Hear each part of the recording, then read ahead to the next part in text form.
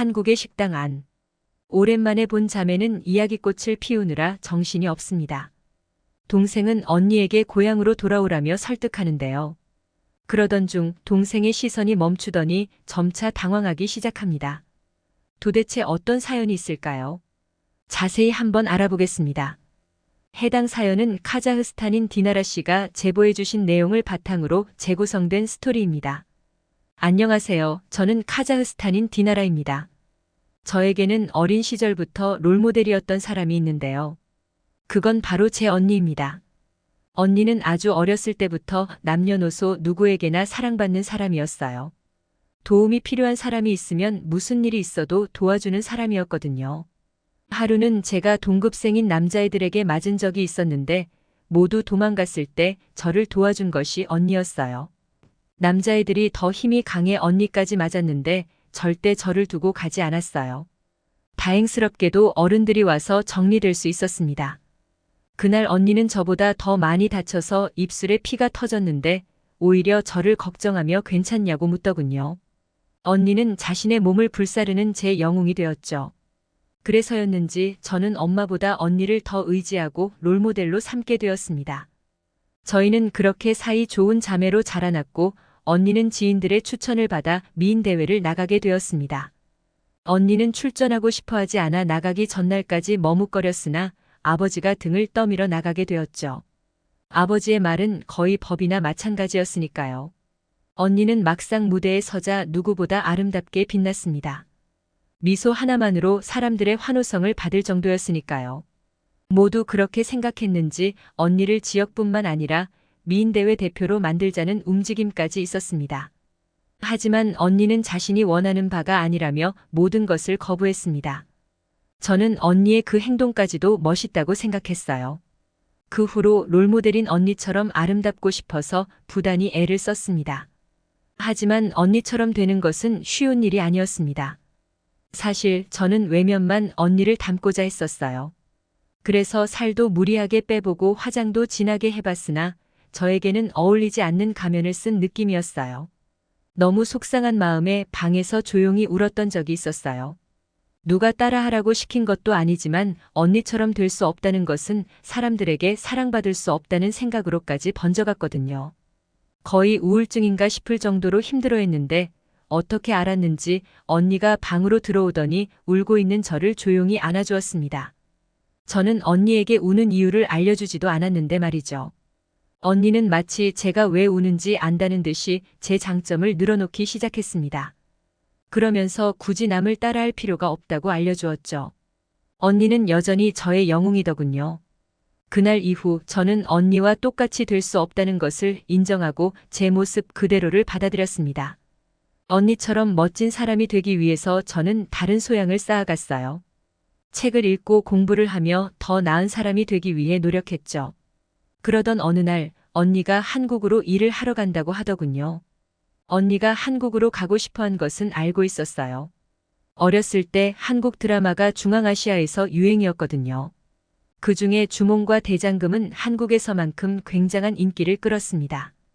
언니는 특히 대장금이라는 드라마를 좋아했는데 자신도 한국 음식을 배우고 싶다는 말을 자주 했었어요. 언젠가 한국의 식당을 차리고 싶다는 말도 했었습니다. 언니는 그 말을 현실로 만들려는 듯이 한국어 공부를 열심히 하더니 갑자기 일을 한다며 한국으로 향한 것이었죠. 가족들은 언니가 몇 년 내로 돌아올 것이라고 생각했습니다. 어느 정도 돈이 모이면 대부분 고국으로 돌아와 가족과 함께 살았으니까요. 그런데 뜬금없이 언니가 한국에서 결혼을 했다는 소식을 전해왔습니다. 언니가 연애를 하고 있다는 것은 짐작했지만 말도 없이 결혼할 것이라고는 생각하지도 못했죠. 거짓말이 아닌가 싶었지만 사진 속에는 배가 나온 한국 남성과 환하게 웃고 있는 언니가 있었습니다. 두 사람은 방금 결혼한 것처럼 웨딩드레스와 정장을 입고 있었죠.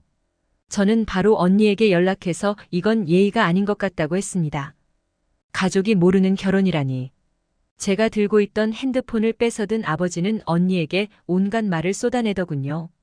언니는 가만히 그 모든 말을 듣고 있다가 이래서 자신이 말을 하지 않았던 것이라며 한마디 하고 끊었습니다. 그 후로 언니는 전화라면 전부 받지 않았습니다. 불행 중 다행으로 문자는 받았기에 제가 계속 연락을 할 수 있었던 거죠. 저는 걱정하며 언니에게 고국으로 돌아오라고 했으나 듣는 척도 하지 않더군요. 저는 도대체 무엇이 언니를 한국에 묶어두는 것인가 싶어서 직접 가서 확인하기로 했습니다. 언니가 한국에서 결혼했다는 소식은 순식간에 마을에 퍼져갔습니다. 아버지가 한국에서 일하다 온 주변인들에게 한국에 대해서 물어보다가 벌어진 일이었죠. 그 주변인들은 언니의 선택을 칭찬하더군요. 저는 솔직히 이해가 가지 않았습니다. 저희 집이 부자는 아니지만 그렇다고 가난한 집도 아니거든요. 굳이 나이도 많아 보이고 배까지 나온 남자랑 결혼할 이유가 뭐가 있나 싶었습니다. 언니는 충분히 더 멋있는 남자와 결혼할 수 있는 능력이 있었는데 정말 안타까웠어요. 매일 언니 생각으로 잠도 제대로 못 자던 저는 한국에 도착하고는 경악하게 되었습니다. 막상 한국에 도착하니 생각했던 것과는 전혀 달랐거든요. 한국인들은 옷 입는 것부터 다르다고 생각했어요. 세련된 느낌을 주어서 제가 입고 온 옷이 한국과는 어울리지 않는다는 생각마저 할 정도였어요. 부끄럽다고 생각할 때쯤 언니가 저를 데리러 왔습니다. 언니는 카자흐스탄에 있을 때보다 화장을 진하게 하지 않았는데도 더 예뻐 보였죠. 몇 년이 지난 언니의 변화가 눈에 띄어서 신기하더군요. 언니는 제 생각을 읽었는지 한국에 지내다 보니 많이 변하게 되었다며 웃었습니다. 그러면서 배고플 테니 식사하러 가자고 하더군요. 언니가 데려간 곳은 한국 음식점이었는데 드라마에서나 보던 불고기 백반을 파는 곳이었습니다. 들어가자마자 신기했던 것은 식당에 손을 씻는 세면대가 없다는 사실이었죠. 카자흐스탄의 식당에는 무조건 손을 씻을 수 있는 세면대가 있거든요. 위생이 좋지 못하다고 생각하던 차에 언니가 물티슈로 닦으면 된다는 말을 하더군요. 물티슈로 자리에 앉아 손을 닦는 언니를 보면서 신기하다고 생각을 하고 있는데 숟가락과 젓가락 밑에 휴지 한 장을 까는 것을 보고 고개를 갸웃하게 되었습니다. 제 모습에 언니는 웃으며 원래 한국은 기본이라고 하더군요. 처음에 했던 생각과는 다르게 한국은 위생 개념이 철저한 나라라는 생각이 드는 순간이었죠. 식당에서조차 카자흐스탄과 다르다고 생각하고 있을 때 반찬을 주는 알바생이 보였습니다. 그런데 익숙한 느낌이라서 자세히 쳐다보게 되었어요. 바로 언니가 보내줬던 사진 속의 남자였습니다. 바로 언니의 남편이었던 것이죠. 저는 너무 놀라서 자리에서 일어나 버렸습니다. 그는 웃더니 언니 옆자리에 앉더군요.